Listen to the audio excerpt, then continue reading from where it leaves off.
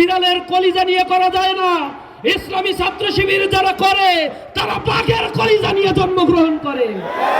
যারা বিড়ালের কলিজা নিয়ে জন্মগ্রহণ করে তারা ছাত্র শিবির করতে পারে না। আমাদেরকে রক্তচক্ষু দেখানো হয়েছে, ক্যাম্পাসগুলোতে আমাদেরকে রক্তাক্ত করা হয়েছে, প্রশাসনের বাহিনীগুলোকে ব্যবহার করা হয়েছে। সকল বাহিনী ব্যবহার করে বাংলাদেশের টেকনাফ থেকে তেতুলিয়া, রূপসা থেকে পাথুরিয়া, তামাবিল থেকে বাংলা পাঁচ পর্যন্ত প্রতি ইঞ্চিতে ইসলামী ছাত্র শিবিরের আবাদ হয়েছে। আমরা বলতে চাই, এই দীর্ঘ জুলুম নির্যাতন নিষ্পেষণের মধ্য দিয়ে ইসলামী ছাত্র শিবিরের জনশক্তিদের ঈমান ও আকীদাই শুধু বৃদ্ধি পেয়েছে।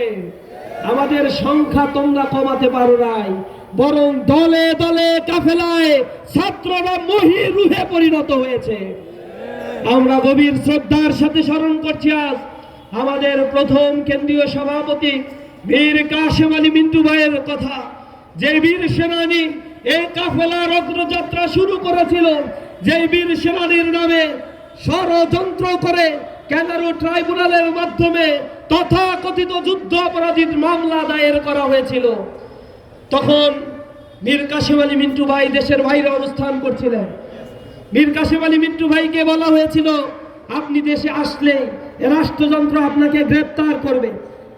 তখন মীর কাশেম আলী মিন্টু ভাই বলেছিল, আমরা মৃত্যুকে আলিঙ্গন করার জন্য এই কাফেলায় সামিল হয়েছি, বীরু কাপুরুষের মধ্যে নিজেকে পলায়ন করার জন্য এই কাফেলায় আমরা আসি না।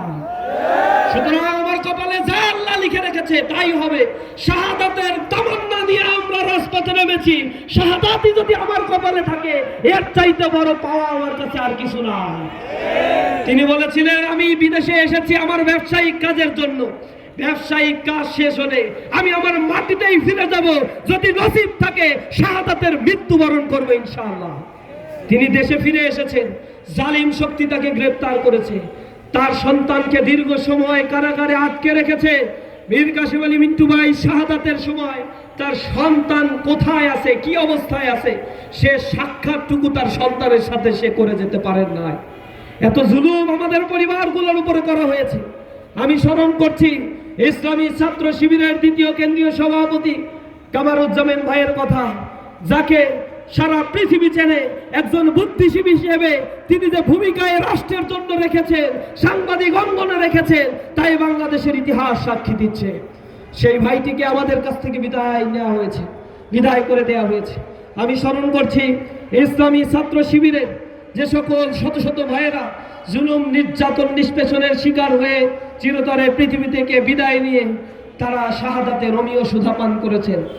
আমি স্মরণ করছি শরীফ ওসমান বিন হাদির কথা। আমি স্মরণ করছি আধিপত্যবাদের বিরুদ্ধে লড়াই করা বীর সেনানী শহীদ আফলার ফাহাদের কথা। আমি স্মরণ করছি বাংলাদেশের জুলাই বিপ্লবে যারা দিকের তাজা রক্ত দিয়ে ফ্যাসিবাদী ব্যবস্থার বিরুদ্ধে দাঁড়িয়ে গিয়ে বলেছিল, আমরা আজাদির সন্তান, জীবন দিব, কিন্তু কোন ভারতের করত রাজ্যে রাষ্ট্রকে পরিণত হতে দেব না। যারা আজাদির জন্য জীবন দিয়ে গিয়েছে, সেই সন্তানদের জন্য আল্লাহর কাছে দোয়া করি, হে মাবুদ তুমি তাদেরকে শাহাদাতের উচ্চ মর্যাদা দান করো। আমাদের এই শাহবাগের পাশেই শহীদ শরীফ বিন ওসমান হাদি শুয়ে আছে, তার কবরের পাশে দাঁড়িয়ে বলতে চাই, ওসমান তুমি জীবন দিয়েছো, তোমার রক্তের বদৌলতে লক্ষ ওসমান হাদি বাংলাদেশে জন্ম নিয়েছে। যারা দেখিয়ে দিবে বাংলাদেশের পতাকাকে কিভাবে শকুনের হাত থেকে মুক্ত রাখতে হয়।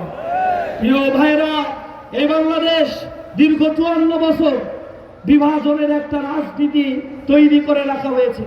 জাতির মধ্যে মুক্তিযুদ্ধ নিয়ে এক বিভাজিত রাজনীতি করে জাতির অগ্রগতি রোধ করে, বরং এই দেশকে অর্থনৈতিকভাবে পঙ্গু করে দেয়া হয়েছে।